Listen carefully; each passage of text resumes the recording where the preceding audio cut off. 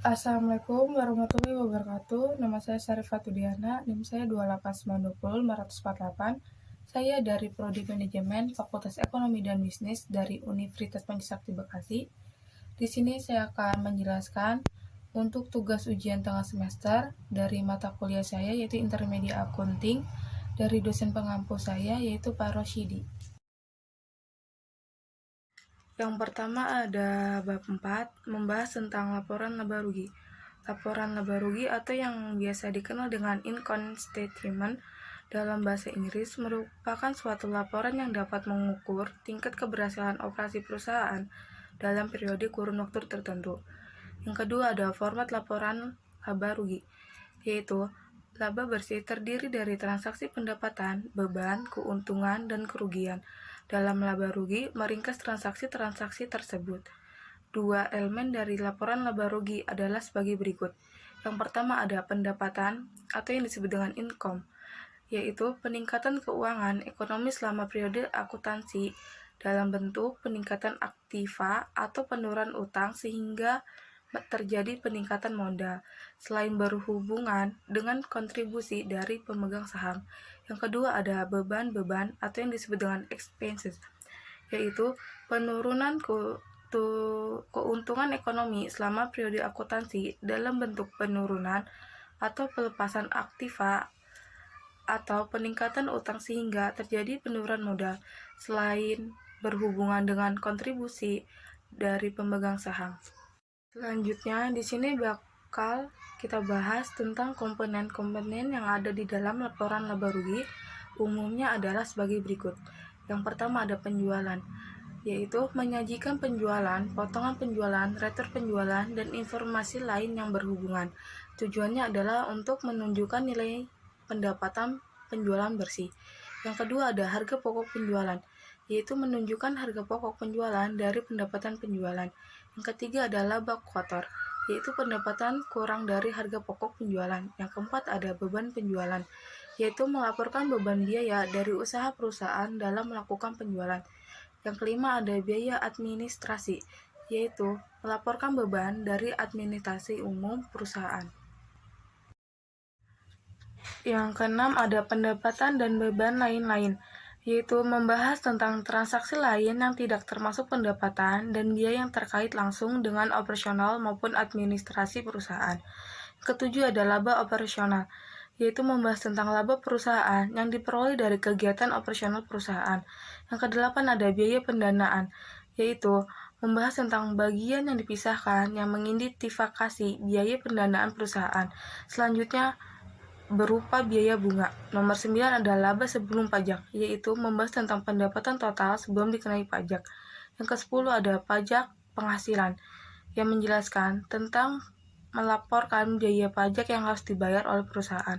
Yang ke-11 ada laba bersih, yaitu membahas tentang laba yang diperoleh perusahaan setelah dikurangi dengan pajak.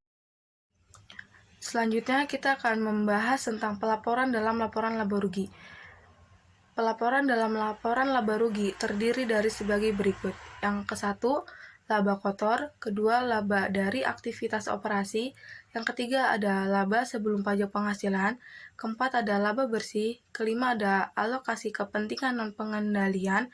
Keenam ada laba per lembar saham. Ketujuh ada penghentian operasi. Yang kedelapan ada alokasi pajak interperiode. Selanjutnya, kita akan membahas tentang isu-isu pelaporan lainnya. Isu-isu yang sering terjadi di pelaporan lainnya sebagai berikut. Yang pertama ada jurnal koreksi, yaitu membahas tentang jurnal koreksi merupakan jurnal yang dibutuhkan ketika seorang akuntan menyadari adanya kesalahan dalam mencatat atau menghitung suatu transaksi. Yang kedua ada laba ditahan, yaitu membahas tentang laba ditahan merupakan laba dari operasi yang dibagikan kepada para pemegang saham. Laba ditahan digunakan dalam pembagian dividen. Yang ketiga adalah laba komprehensif, yaitu membahas tentang mencakup semua perubahan di modal selama periode kecuali yang dihasilkan dari investasi oleh pemilik dan pemberian untuk pemilik. Yang keempat yaitu membahas laporan laba rugi kedua, yang membahas tentang pelaporan laba komprehensif di laporan yang terpisah, menunjukkan bahwa keuntungan dan kerugian diidentifikasikan sama seperti laba komprehensif lainnya, mempunyai status yang sama dengan keuntungan dan kerugian biasa. Yang kelima ada penggabungan laporan laba komprehensif, yaitu membahas tentang gabungan laporan keuangan. Laba komprehensif mempunyai keuntungan tidak membutuhkan laporan keuangan baru, tetapi bagaimanapun menjadikan laba bersih sebagai subtotal mempunyai kelemahan. Yang keenam membahas tentang laporan perubahan modal, yaitu laporan ini menunjukkan perubahan di setiap perubahan akun modal dan total modal untuk setiap periode. Di sini kita akan membahas materi dari bab 5, yaitu laporan posisi keuangan atau yang disebut dengan neraca. Laporan posisi keuangan atau yang disebut dengan Statement of Financial Position atau yang biasa dikenal dengan neraca. 1. Merupakan pelapor atas aset, kewajiban, dan ekuitas pemilik dari perusahaan bisnis pada tanggal yang telah ditentukan. Yang kedua yaitu membantu perusahaan dalam melakukan prediksi jumlah, waktu, serta adanya ketidakpastian terhadap arus kas di masa yang akan datang. Di sini kita akan membahas kegunaan neraca. Kegunaan neraca antara lain sebagai berikut. Yang pertama ada menghitung laju keuntungan, kedua mengevaluasi struktur modal, yang ketiga yaitu menaksir resiko dan arus kas di masa mendatang, keempat yaitu menganalisis likuiditas, solvensif, dan fleksibilitas keuangan perusahaan. Selanjutnya, kita akan membahas tentang keterbatasan neraca. Keterbatasan neraca terdiri dari 3 bagian, yaitu 1. Sebagian besar aktiva dan kewajiban dicatat pada biaya historis. Yang kedua, menggunakan pertimbangan dan estimasi. Yang ketiga, ada beberapa pos dari nilai keuangan yang diabaikan. Yang selanjutnya ada klarifikasi neraca. Di samping ada subklarifikasi. Di sini kita akan membahas tentang unsur-unsur neraca. Di sini unsur-unsur neraca terdiri dari 3 bagian, yaitu aktiva, kewajiban, dan ekuitas. Selanjutnya ada aktiva tidak lancar. Pada umumnya, aktiva tidak lancar terdiri atas 1. Investasi jangka panjang, 2. Properti pabrik serta peralatan, ketiga aktiva tak berwujud, keempat ada aktif lainnya. Selanjutnya kita akan membahas tentang aktiva lancar. Aktiva lancar atau yang biasa disebut sebagai current asset merupakan kas maupun aktiva lainnya yang diharapkan bisa dikonversi atau diubah menjadi kas, dijual kepada pihak lain, ataupun dikonsumsi pada 1 tahun atau pada 1 siklus operasi perusahaan. Hal itu bergantung pada yang mana yang kemudian bertahan paling lama. Aktiva lancar terdiri dari 4 bagian, yaitu 1. Persediaan, 2. Piutang, 3. Beban dibayar di muka, 4. Investasi jangka pendek, kelima investasi jangka pendek, keenam kas dan ekuivalen kas. Selanjutnya kita akan membahas tentang ekuitas pemilik. Selanjutnya, di sini ada format neraca, yaitu membahas tentang laporan arus kas. 1 dari 3 dasar dari pelapor keuangan adalah penaksir jumlah, waktu, dan ketidaktentuan arus kas. IASB membutuhkan laporan arus kas atau yang disebut dengan Statement of Cash Flow. Selanjutnya, kita akan membahas tentang tujuan laporan arus kas. Tujuan utama adanya laporan arus kas yaitu sebagai wadah dalam penyediaan informasi yang direlevan tentang penerimaan maupun pembayaran kas pada suatu perusahaan selama periode tertentu.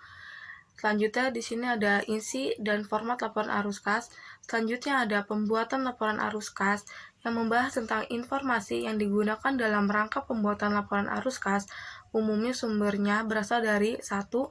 Neraca komparatif perusahaan, 2. Laporan laba rugi pada tahun sebelumnya, serta ketiga, data transaksi yang terpilih. Selanjutnya kita akan membahas tentang kegunaan laporan arus kas.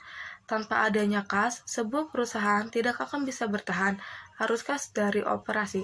Di sini ada terdiri dari satu, jumlah yang tinggi. Perusahaan dapat menghasilkan kas yang cukup untuk membayar tagihannya. Yang kedua, ada jumlah yang sedikit. Perusahaan mungkin bisa meminjam atau mengeluarkan sekuritas kepemilikan untuk membayar tagihannya. Selanjutnya kita akan membahas tentang ringkasan dari rasio keuangan. Di sini ada likuiditas keuangan, yaitu semakin tinggi rasio ini, maka semakin kecil pula peluang suatu perusahaan akan bermasalah dalam likuiditasnya.